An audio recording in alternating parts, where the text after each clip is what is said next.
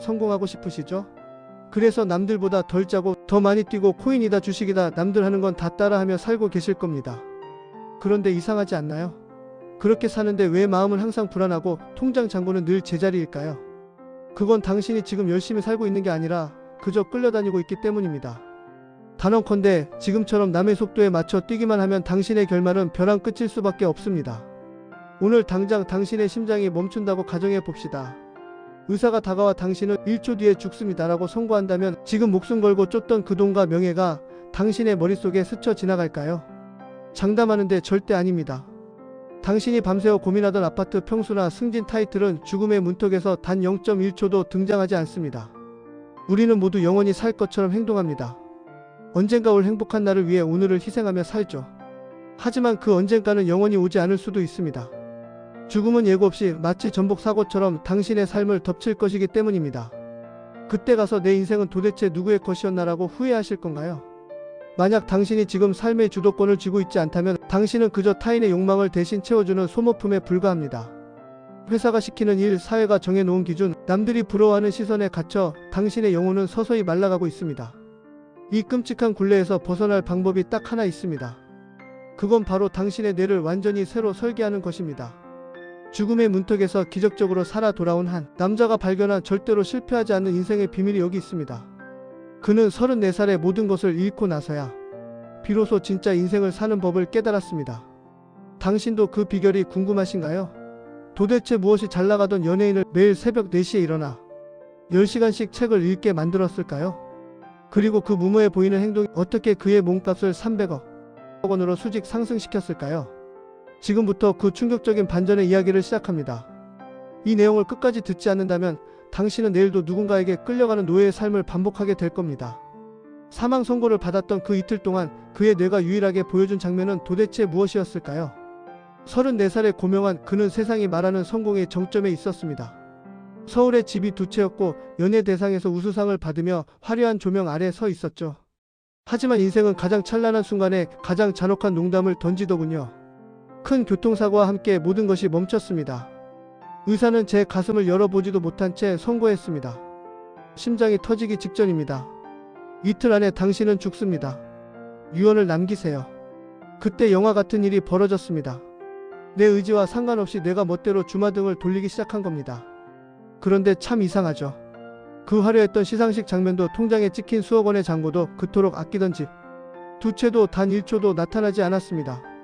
대신 내 뇌가 고집스럽게 보여준 건 딱 4개월의 기억뿐이었습니다. 재수 시절 독서실에 쾌쾌한 나무 냄새를 맡으며 하루 23시간씩 코피 쏟으며 공부했던 그 치열했던 순간 말입니다. 왜 그랬을까요? 34년의 세월 중 왜 하필 그 고통스러웠던 4개월만 반복해서 재생되었을까요? 이유는 단 하나였습니다. 그 4개월만이 내 인생에서 유일하게 남의 의지가 아닌 100% 내 의지로 선택하고 책임졌던 시간이었기 때문입니다. 나머지 시간은 그저 세상이 정해준 성공의 궤도를 허덕이며 따라갔던 끌려가는 삶이었던 겁니다. 죽음 앞에서 뇌는 정직하게 말하고 있었습니다. 너는 그때만 진짜로 살아있었어 라고 말이죠. 다행히 기적처럼 숨이 붙어 살아났습니다. 일반 병실로 옮겨진 뒤 저는 제 몸에 새겨진 흉터를 보며 결심했습니다. 다시 살게 된 이 인생, 이제는 1초도 끌려다니지 않겠다. 하지만 결심만으론 부족했습니다. 자본주의라는 거대한 정글에서 돈이 노예가 되지 않고 내 시간을 온전히 소유하려면 구체적인 전략이 필요했습니다. 병원 밖으로 한 발짝도 나갈 수 없던 저에게 유일한 탈출구이자 스승은 오직 책뿐이었습니다. 글씨가 2개로 보이는 복시 현상 때문에 한쪽 눈을 안대로 가리고 책을 읽었습니다. 어떻게 하면 돈에 끌려다니지 않을 수 있을까? 어떻게 하면 내가 잠든 사이에도 나를 위해 일하는 시스템을 만들 수 있을까? 저는 제 안에 잠들어 있던 생존 본능을 깨워줄 지식들을 닥치는 대로 흡수하기 시작했습니다. 그리고 마침내 깨달았습니다. 성공보다 중요한 건 실패하지 않는 구조를 만드는 것이라는 사실을요. 저는 곧장 실행에 옮겼습니다. 하지만 그 시작은 화려한 비즈니스가 아니라 제 과거의 치욕스러운 실패들을 해부하는 것이었습니다. 제가 4번이나 사업을 말아먹으며 수억 원을 날릴 수밖에 없었던 결정적인 이유를 책 속에서 발견했거든요. 당신도 혹시 열심히만 하면 잘 될 거야 라는 막연한 환상에 빠져 있지는 않나요? 제가 발견한 이 실패의 법칙을 모른다면 당신의 다음 도전도 비극으로 끝날 확률이 99%입니다. 도대체 책이 가르쳐준 사전 오기 끝에 찾아낸 절대 망하지 않는 장사의 비밀은 무엇이었을까요? 사업 실패의 원인을 분석하며 제가 가장 먼저 깨달은 건 제가 그동안 눈먼 장님처럼 장사를 했다는 사실이었습니다. 실내 포장마차, 감자탕집, 골프 연습장, 식당, 닭가슴살 사업까지. 이름만 거창했지 사실은 지인의 말 한마디에 억대의 돈을 보내고 내가 없으면 돌아가지 않는 몸빵 장사만 반복하고 있었죠. 책은 제게 냉정하게 말했습니다. 내 감을 믿지 마라. 데이터와 철학이 없는 장사는 도박일 뿐이다.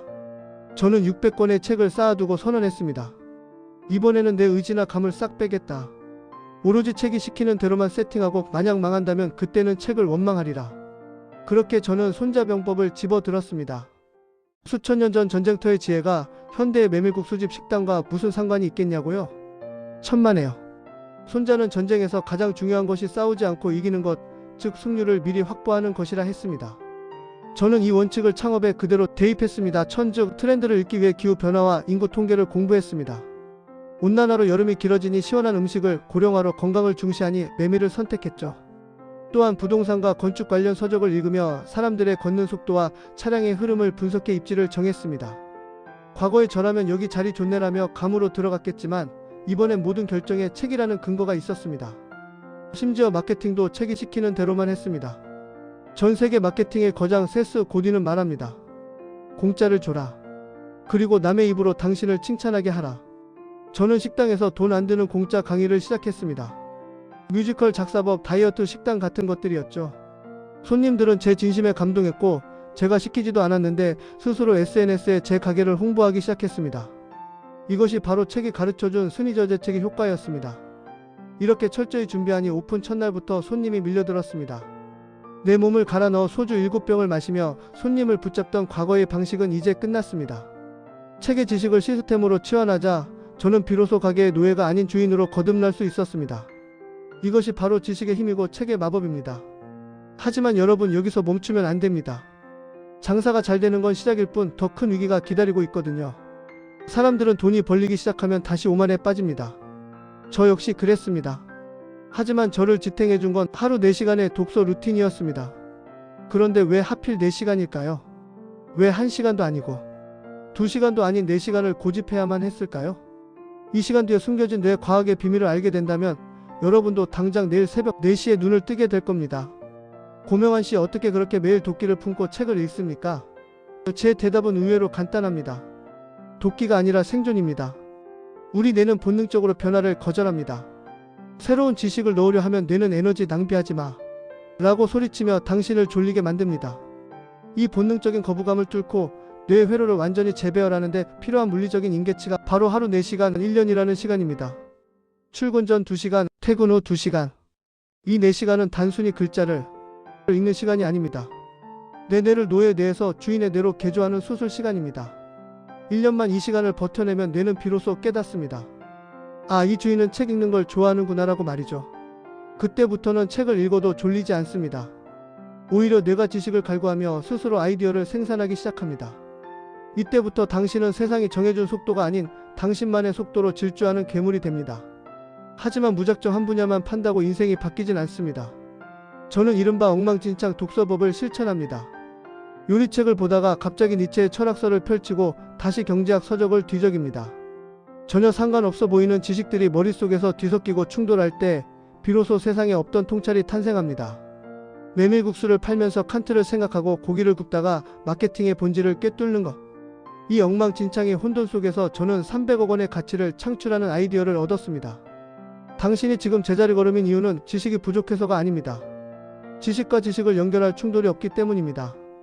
내 분야의 책만 읽으면 트렌드를 겨우 따라가는 수준에 머물지만 의외의 분야를 섞기 시작하면 트렌드를 만드는 사람이 됩니다. 큰 돈은 항상 내가 예상하지 못한 지점, 즉 서로 다른 지식의 경계면에서 튀어나온다는 사실을 명심하세요.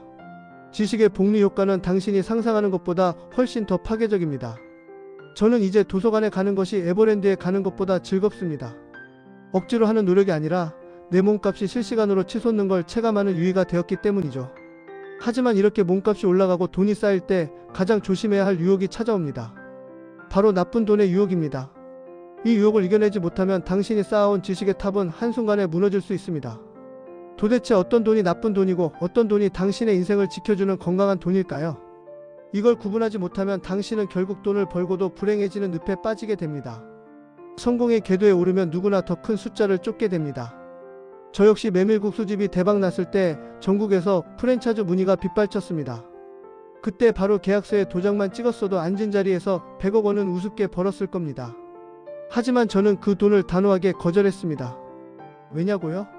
그건 제 그릇보다 큰 나쁜 돈이자 허망한 돈이라는 걸 책을 통해 배웠기 때문입니다. 돈에도 품격이 있고 성격이 있습니다. 내 실력과 그릇은 5억 원짜리인데 운 좋게 50억 원이 들어오면 그 돈은 반드시 당신의 인생을 핥히고 떠납니다. 준비되지 않은 사람에게 갑자기 찾아온 거액은 독약과 같습니다.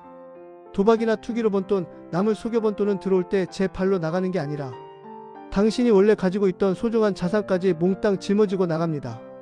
연예계에서 수많은 동료가 억대 수익을 올리고도 순식간에 빚더미 않는 이유가 바로 이 나쁜 돈의 속성 때문입니다. 반면 건강한 돈은 다릅니다. 이 돈은 주인을 닮아 아주 성실합니다.